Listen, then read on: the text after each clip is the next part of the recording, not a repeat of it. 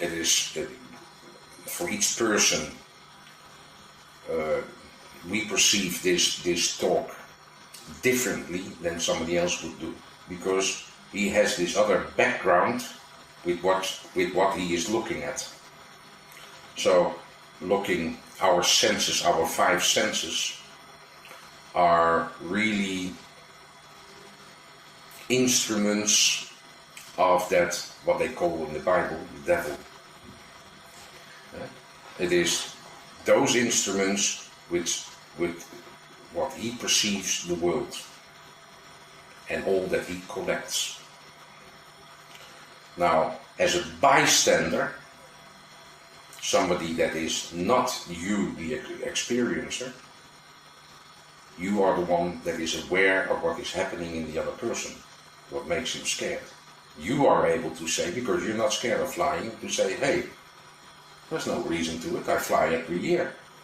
And yes, there's sometimes we have a little bumpy ride, but that nothing never happens.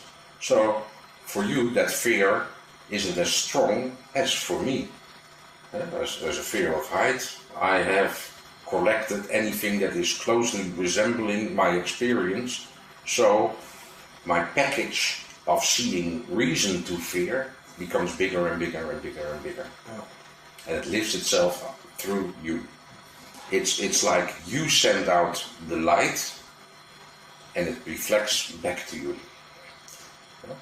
You send out, basically, you are looking with the eyes of fear, and from all its collection of anything that had to do with fear, is picking up little things that you personally are not even aware of.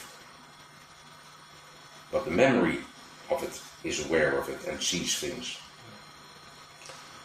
So, I mean, Plato's cave, the story about Plato's cave, and not Plato's cave as is read normally, but really Plato's cave as is shown in one of the articles, gives you a better idea of that bit.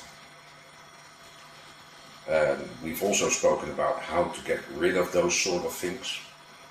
We have spoken about how to go back into those memories and add into those memories the clarity of what it is not. In a way, you are emptying the buckets.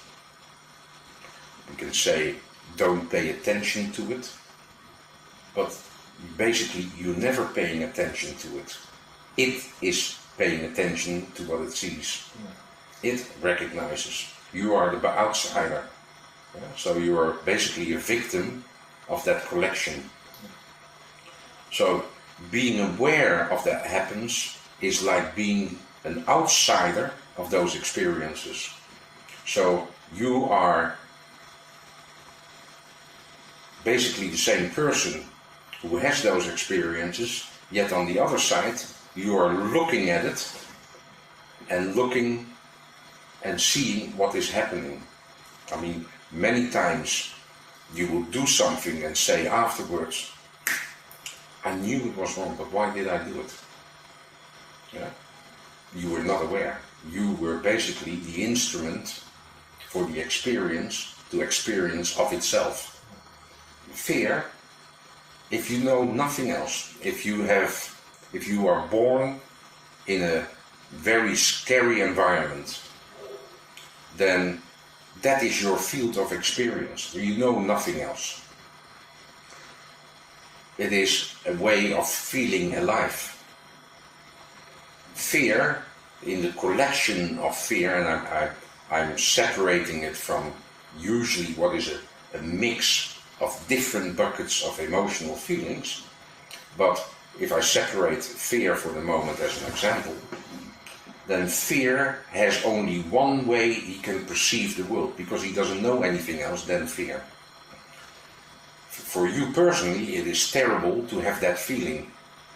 But for Mr. Bucket, the bucket with that emotion, it is kind of a joy. Because that means, hey, I am alive. I am aware, I feel, I hear. You have another personality part of you, which is love. any concept of love connected with it, which widens through sexual feelings, for instance, which gives you a very nice feeling. So that nice feeling wants to be constantly satisfied as well. It can go to a point where you become addicted purely to that sensation, purely to that feeling. Right?